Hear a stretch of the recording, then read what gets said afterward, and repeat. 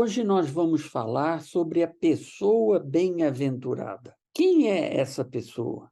Quem é o bem-aventurado ou a bem-aventurada? O dicionário define bem-aventurado como aquele que é feliz ou bem-afortunado, que as coisas sorriem para essa pessoa. Portanto, falar de uma pessoa bem-aventurada é falar de felicidade. É falar de uma pessoa que se sente realizada, se sente feliz. Agora, felicidade, na forma como nós vemos isso hoje, realização profissional, uma vida amorosa muito boa, conforto, lazer e assim por diante, não é um conceito bíblico. Eu não estou querendo dizer que Deus não quer essas coisas boas para nós e Ele não nos dará essas coisas na medida da vontade dEle, na medida dos planos dEle. O próprio Jesus falou isso. Qual é o filho que pedir um pão para o pai vai dar uma pedra ou uma cobra? De jeito nenhum. Mas esse não é o conceito de felicidade que a Bíblia ensina. Ser feliz na Bíblia tem sempre a ver com manter um relacionamento profundo e proveitoso com Deus. E não com realização pessoal, casamento feliz, segurança financeira, conforto, etc. E isso faz sentido, porque se a gente prestar atenção na história da maioria dos heróis e heroínas da fé, poucos, muito poucos, tiveram vida feliz no conceito que nós temos desse termo hoje em dia. Talvez você poderia citar o rei Salomão como uma pessoa que foi feliz no conceito atual. Mas o próprio Davi, que foi um homem poderoso e era pai de Salomão, passou enormes dificuldades, viveu fugido, etc. O apóstolo Paulo teve uma vida muito complicada depois que resolveu pregar o evangelho. Basta ler a sua carta de 2 Coríntios, onde ele conta todos os perrengues pelos quais ele passou. E podemos citar Pedro, podemos citar Moisés, podemos citar José do Egito e assim por diante. Heróis e heroínas da fé tiveram dificuldades. Provavelmente a grande maioria deles não foi feliz no conceito que nós temos hoje em dia de felicidade. Muitos filósofos ao longo da história defenderam a ideia que felicidade tem tudo a ver com aprender a se satisfazer com aquilo que a pessoa já tem, em lugar de ficar lamentando o que ela não pode ter. Se eu não sei cantar, e esse é o meu caso pessoal, minha voz é horrível quando eu tento cantar, eu tenho que aprender a aceitar isso como uma realidade e me realizar com aquilo que eu consigo fazer. Por exemplo, eu era bom aluno de matemática. Então, se a pessoa não é bonita, ela tem que se realizar com outra coisa.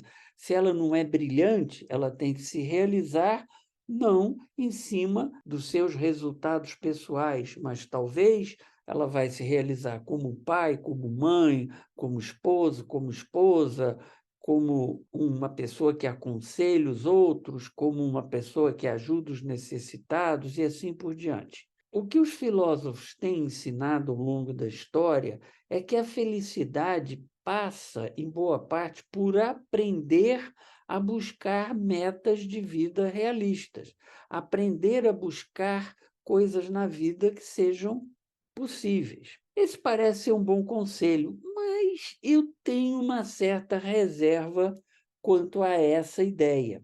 Eu acho que buscar metas realistas é razoável, dependendo do que se está realmente falando. Então, se eu tivesse tido na minha vida uma meta de bater o recorde mundial de 100 metros rasos, o meu biotipo não ajuda, eu sou uma pessoa baixa, eu não sou longilíneo.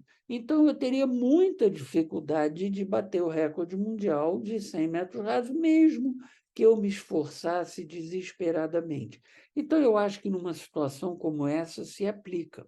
Mas em outras situações é diferente, porque é preciso sonhar.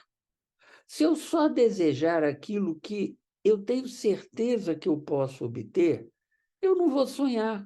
Eu não vou tentar fazer coisas que poderão tornar a minha vida cheia de sentido e poderão trazer realização para mim. Eu vou apenas ficar no dia a dia, naquilo que é razoável, naquilo que é possível, etc. E a história está cheia de exemplos de pessoas que sonharam aquilo que parecia impossível e venceram. Mas, para fazer isso, elas contaram com a ajuda e a aprovação de Deus para o seu sonho. Eu vou dar um exemplo muito bom, que é um inglês, um aristocrata chamado William Wilberforce, que ele foi um aristocrata que viveu entre a segunda metade do século XVIII e o começo do século XIX. Quando ele era jovem, como era um homem rico, cheio de posse, etc., ele era egoísta, mimado, só pensava nele mesmo. Viveu uma vida fútil até que ele se converteu ao cristianismo. E aí ele mudou. Aí ele passou a sonhar em mudar a vida do seu país. A Inglaterra era a principal potência do mundo naquela época. Era um império gigantesco, mas era um país com uma situação social trágica. As crianças pobres começavam a trabalhar aos 6 anos de idade. Um quarto das mulheres de Londres eram prostitutas. O alcoolismo era uma epidemia. E sobre tudo isso ainda havia a terrível chaga da escravidão, que era uma coisa que nós sabemos indesculpável. Wilberforce, ele sonhou o impossível e conseguiu fazer a diferença. Ele entrou para a política e lutou por mais justiça social durante décadas, conseguindo que o parlamento inglês fizesse várias leis muito importantes que minoraram o sofrimento dos mais pobres e fracos. E a sua maior e última vitória, que só foi conseguida poucos dias antes dele morrer, foi a lei que terminou com a escravidão na Inglaterra. A Inglaterra foi o primeiro país desenvolvido a acabar com a escravidão. E a partir do exemplo da Inglaterra, essa ideia de acabar com essa chaga social terrível se espalhou pelo mundo todo e acabou até o fim do século XIX, a escravidão sendo praticamente eliminada em todos os lugares. O Wilberforce, com a ajuda de uma série de pessoas, ele não fez isso sozinho, mas ele foi o homem que sonhou isso e levou essa bandeira para diante e teve sucesso. Se ele tivesse ficado na sua zona de conforto, querendo apenas aquilo que ele parecia ter condições de realizar, nada disso teria acontecido. A sua vida teria sido mais fácil, mais confortável, ele não teria tido uma série de dissabores, mas a vida dele não teria tido o sentido que teve. E o mesmo a gente pode falar de Moisés. Imagina, libertar o seu povo. É claro que ele recebeu essa missão de Deus, mas ele aceitou e foi atrás dessa missão. Ele sonhou um sonho que parecia impossível: tirar o povo de Israel, que estava escravo, do controle do rei mais poderoso do mundo naquela época, que era o Faraó. Era uma coisa impensável, e ele fez. O pastor Martin Luther King, nos Estados Unidos, na década de 60 do século passado, sonhou mudar as leis que mantinham os negros naquele país debaixo de um regime terrível de discriminação. Ele tem até um discurso muito famoso que eu aconselho que você olhe na internet, que começa assim: eu tenho um sonho. Ele estava dizendo o que ele sonhava com um país mais justo e ele conseguiu fazer isso. Nelson Mandela, na África do Sul, passou 30 anos preso por causa do sonho de acabar com um regime que discriminava a maioria negra. E ele conseguiu mudar o caminho do seu país. O apóstolo Paulo fez viagens missionárias muito difíceis. Foi preso, apanhou, passou fome, naufragou, mas conseguiu mudar o mundo daquela época. plantando igrejas cristãs em um monte de lugares e escrevendo textos que a gente estuda até hoje. Resumindo tudo que eu acabei de falar, eu penso que a resposta correta de como levar uma vida feliz passa por aprender a querer o mesmo que Deus deseja para a minha vida. Aprender a sonhar os sonhos que Deus tem para mim. Fazer meus os planos de Deus. Isso significa reconhecer, antes que tudo, que Deus sabe o que é melhor para mim. Ele sabe o que é melhor para você. Portanto, os sonhos, as ideias, as propostas que Deus tem para a sua vida são as melhores. São aquelas que vão dar a você uma realização maior, um sentido de vida maior, que vão levar você em lugares que você nunca imaginou que você poderia ir. E lembre-se que quando Deus passa para alguém uma missão, dá a alguém o papel de implementar um sonho, ele capacita essa pessoa. Isso aconteceu com Moisés.